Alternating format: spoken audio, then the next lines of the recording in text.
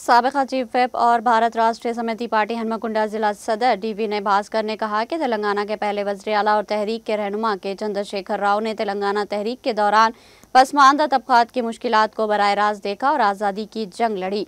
तेलंगाना में फलाही तरक्की के कारनामे तमाम तबकात को फराहम किए गए। तेलंगाना में BRS हुकूमत में BC तबके से ताल्लुक़ रखने वाले मधुसूदन चारी को रियासत के पहले स्पीकर, स्वामी गौड़ को काउंसिल के चेयरमैन और मुझे हुकूमत के चीफ व्हिप के तौर पर मुंतखब किया गया।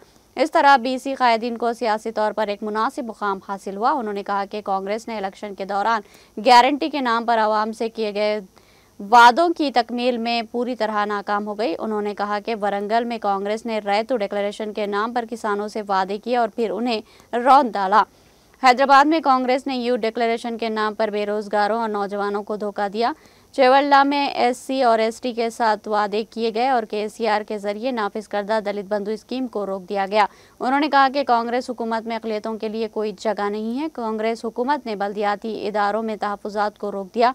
इस मौके पर मार्केट कमेटी के साबिक़ा चेयरमैन सदानंद, वरंगल मगरबी हल्के के कोऑर्डिनेटर P रजनीकांत, मुदिराज, साबिक़ा कॉर्पोरेटर कसुमा लक्ष्मी नारायणा, सीनियर कायदीन N गिरी रमेश, शुभन, साबिक़ा MPP रघु, साबिक़ा सरपंच N श्रीधर और दीगर ने शिरकत की।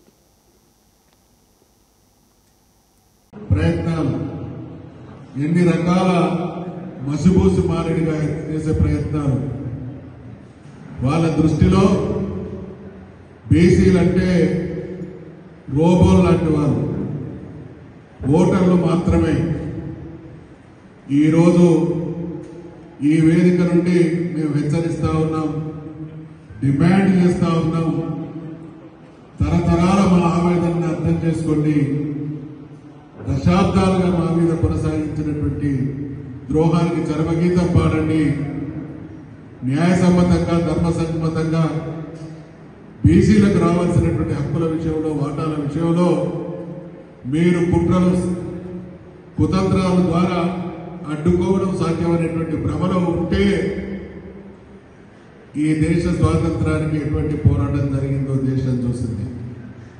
తెలంగాణ రాష్ట్ర సాధన కోసం ఎటువంటి చరిత్రాత్మకమైనటువంటి పోరాటం సాగించి తెలంగాణ రాష్ట్రం సాధించుకున్నామో నిన్న మనమందరం కూడా ప్రత్యక్ష భాగస్వాములుగా చూసినాం. ఈరోజు అదే స్ఫూర్తితో, మొక్కవోని ఆత్మవిశ్వాసంతో, అకుంఠితమైనటువంటి దీక్షతో రేపటి బంద్ అనేది చరిత్రలో సువర్ణాక్షరాలతో లిఖించదగినటువంటి తొలి అడుగు, ఆరంభం మాత్రమే. అంతిమ లక్ష్యం చేరేంత వరకు, బీసీలకు రాజ్యాధికారంలో వాటా దక్కేంత వరకు ఈ పోరాటం కొనసాగుతుంది అనేటువంటి విషయాన్ని మనం చేస్తా ఉన్నాం. దేశంలో మరి ఖచ్చితంగా కేవలం మీరు అన్నటువంటి స్థానిక సంస్థ ఎన్నికలు కాదైనా ఈ రోజు చట్టసభలో కూడా బీసీలకు రాజకీయ వాటా, రాజకీయ అధికారం వచ్చే వరకు కూడా ఈ పోరాటం ఆగదు బిడ్డ. కాంగ్రెస్ నాయకుల ఖబర్దారని కూడా సందర్భంగా తెలియజేస్తున్నారు. ఎంతమందిని మోసం చేస్తారు, ఎన్ని రోజులు మోసం చేస్తారు. స్వతంత్రం వచ్చినప్పటి నుంచి కాంగ్రెస్ పార్టీ దేశంలో అత్యధిక ఏళ్లన్నీ కూడా మీరే పాలించారు. ఈ రోజు కేవలం కాంగ్రెస్ కాదు, ప్రధానమంత్రి BCI ఉండి కూడా కనీస నిమిత్త జ్ఞానం లేదు. ఈ రోజు కాంగ్రెస్, బీజేపీ, కేంద్రంలో ఉన్న బీజేపీ పార్టీ కానీ కాంగ్రెస్ లో మనం మోసం చేసినటువంటి అధికారంలోకి వచ్చినటువంటి కాంగ్రెస్ పార్టీ కానీ ఈ రెండు పార్టీలకు కూడా బుద్ధి చెప్పేదానికి ఓరుగాల నుంచే పోరాటం ప్రారంభమైంది. ఖబర్దారని కూడా ఈ సందర్భంగా తెలియజేస్తున్నాం. ఈ రోజు మీరు ఎన్ని కుట్రలు చేసినా, ఎన్ని కుతంత్రాలు చేసినా ఈ ఉద్యమాన్ని మీరు ఆపలేరు పెట్టాలని కూడా సందర్భంగా తెలియజేస్తున్నారు. ఆ రోజు తెలంగాణ ఉద్యమంలో మరి శాంతియుతంగా గాంధీ మార్గంలో ఏ తీరైతే KCR గారు పార్లమెంట్ లో ఇద్దరు పార్లమెంట్ సభ్యులు ఉండే, KCR గారు, విజయశాంతి గారు పార్లమెంట్ స్తంభింపజేసి దేశంలో ఉన్నటువంటి అన్ని పార్టీలను ఒప్పించి మెప్పించి తెలంగాణ ఏదైతే తీసుకొచ్చిండ్రో ఈ రోజు మరి పార్లమెంట్ లో ఉన్నటువంటి కాంగ్రెస్ నాయకులు, కాంగ్రెస్ పార్లమెంట్ సభ్యులు మీకు దమ్ము ధైర్యం ఉంటే రాహుల్ గాంధీ గారిని ఒప్పించి పార్లమెంట్ స్తంభింపజేసినట్టయితే కేంద్రంలో బీజేపీ పార్టీ దిగిరాదా అని చెప్పి మా బీసీ నాయకులు, బీసీ సంఘాలను కూడా మీరు ప్రశ్నిస్తారు. కానీ ఇప్పటి వరకు 2 ఏళ్లు గడిచింది.